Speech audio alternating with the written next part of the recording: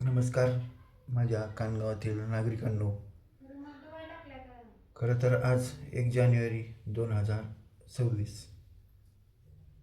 बरोबर आज 3 वर्षापूर्वी आपण ग्रामपंचायतची चौकशी लावली होती आणि त्या चौकशीच्या अनुषंगाने आपण तुम्हाला प्रॉमिस केलं होतं की मी एक ना एक दिवस तुम्हाला झालेला गावचा भ्रष्टाचार आणि काही काही चौकशीत समोर आलं ते मी सांगणार आहे. आणि तो घोटाळा किती कोटीचा आहे, लाखाचा आहे, याचं कॅल्क्युलेशन आपणच करा. आता मी तुम्हाला यावर माहिती देणारच होतो. त्याची माहिती आजपासून आपण नवीन वर्षाची सुरुवात करणार आहे.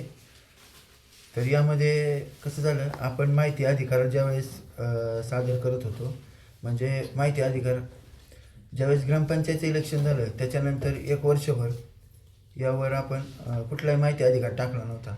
पण नंतर हळूहळू असं लक्षात आलं की आपल्या ग्रामपंचायतीमध्ये मोठा भ्रष्टाचार चालू आहे. त्यानंतर आपण 2022पासून तर सलग 8-9 महिने मी माहिती अधिकारामधून माहिती घेत होतो. मला ज्या गोष्टीवर शंका होती त्या गोष्टी आपण माहिती अधिकार घेत होतो आणि त्यामध्ये मला स्पष्ट दिसत होतं की इथं असा भ्रष्टाचार होतो आहे. ही गोष्ट सगळ्या बॉडीतील काही लोकांना कळली की यामुळे आपण अडचणीत येणार आहे. तर त्यामुळे त्यांनी काही केलं, मला अडचणीत आणायचं ठरवलं आणि त्यांनी मला एका हॉटेलवर गाठलं आणि मला म्हणली, तू जर माहिती चौकशी जर थांबवलं नाही तर आम्ही तर खाणारच आहे आणि आमचं कुणी वाकडं करू शकत नाही, कारण आमचा खर्च हा रोजचा 1000 रुपये, आम्ही हा खर्च आणणार कुठून. तर मग त्यामुळं आपला इगो हार्ट झाला आणि आपण पुढं म्हणलं की आता आपल्याला काही होऊ द्या, पण आपण आपलं माहिती ही मी वरपर्यंत नेणारच. आणि यावर मग आपण माहिती अधिकारात जेवढी माहिती मिळाली, परफेक्ट माहिती, म्हणजे त्यावर आपण जवळजवळ ना 8-9-10 मुद्दे असे आपण त्यावर डायरेक्ट COच्या ऑफिसला कंप्लीट केली. COच्या ऑफिसला आपल्या लेटर पॅडवर ज्यावेळेस कंप्लीट केली त्यावेळेस COला सगळ्या गोष्टी मी समजून सांगितल्या की आमच्या ग्रामपंचायतीमध्ये असा असा भ्रष्टाचार होतो आहे.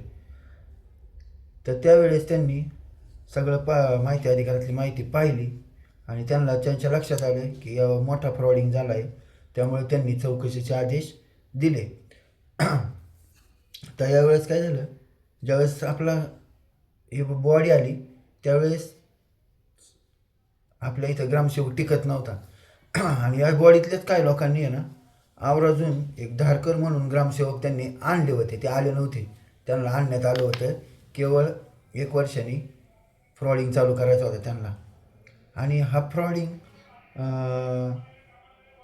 त्याने केला होता. आणि त्यात काय झालं, भाऊसाहेबाचा मी त्या याच्यात लक्षात आलं, त्यामुळे त्यांनी चौकशीचे आदेश दिले.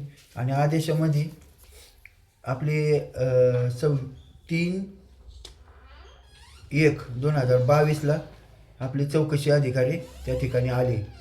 त्या चौकशी अधिकारी आल्यानंतर ह्यातमध्ये गुप्तता पाळण्यात आली होती. ज्या दिवशी यायचे होते त्याच दिवशी फक्त त्यांना माहीत झालं की आज आपली चौकशी आहे ग्रामपंचायतची. तर त्यामुळे असं झालं, एक म्हणजे प्रथमतः मी त्या अधिकाऱ्यांचं आभार मानतो की ज्यांनी यामध्ये पारदर्शकपणे काम केलं आणि त्यांनी जवळजवळ त्यांनी चांगल्यापैकी काम केलं आहे. ते अधिकारी खरंच चांगले असतात, वरचे अधिकारी.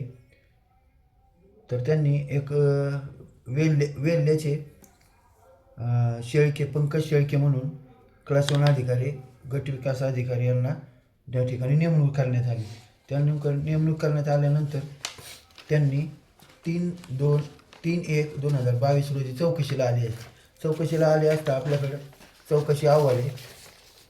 यामध्ये आपण जे मुद्दे दिले ते सगळे मुद्दे योग्य निघाले. आणि यामध्ये तर पहिला मुद्दा असा आहे, पाणी फिल्टर, पाणी फिल्टरचं दिलता. तुम्ही बघा, ज्यावेळेस फिल्टर पाणी आहे ना आपल्या इथं बसवलं असं दाखवण्यात आलं होतं, म्हणजे ते 2021लाच बसवण्यात आलं होतं. पण 22 झालं तरी त्याचं बिल काढण्यात आलं होतं आणि 22 झालं तरी लोकांना पाणी काही मिळत नव्हतं. आणि मग ते माझ्या लक्षात आलं होतं, म्हणून आपण त्यावेळी माहिती अधिकारात चौकशी लावून तो मुद्दा घेतला होता. तर त्यावेळेस आहे ना त्यांनी तो फिल्टर जवळजवळ खाल्ल्यातच जमा होता. मग त्यामध्ये चौकशीमध्ये पहिल्या मुद्द्यात असं लक्षात आलं, चौकशीमध्ये ज्यावेळेस चौकशी अहवाल माझ्यासमोर येईल आणि यामुळे काय काय त्यांनी त्रुटी दाखवल्या की काय काय केलं नाही यांनी. त्यामुळे ह्याच्यातून असा मुद्दा निघाला, सदर कामात प्रशासन आर्थिक अनियमितता असून संबंधित ग्रामपंचायत व सरपंच आणि ग्रामसेवक यांना या गोष्टीत जबाबदार धरण्यात आले आहे. म्हणजे कन्फर्म झालं की ह्या एका मुद्द्यामध्ये यांनी जवळजवळ 5.5 लाख रुपये बिल काढले होते, पण गावाला पाणी फिल्टर हा दिला नव्हता. तर आज मी पहिल्या दिवशी एवढाच एक मुद्दा सांगतो आणि आता रोज एक एक मुद्दा करून आपण असं हा चौकशी अहवाल आपल्यासमोर मी मांडणार आहे आणि यामधून तुम्हाला कळेल की गावामध्ये भ्रष्टाचार किती फोफावला होता. तर धन्यवाद. आपण या एकाच मुद्द्यावर आज घेणार आहोत.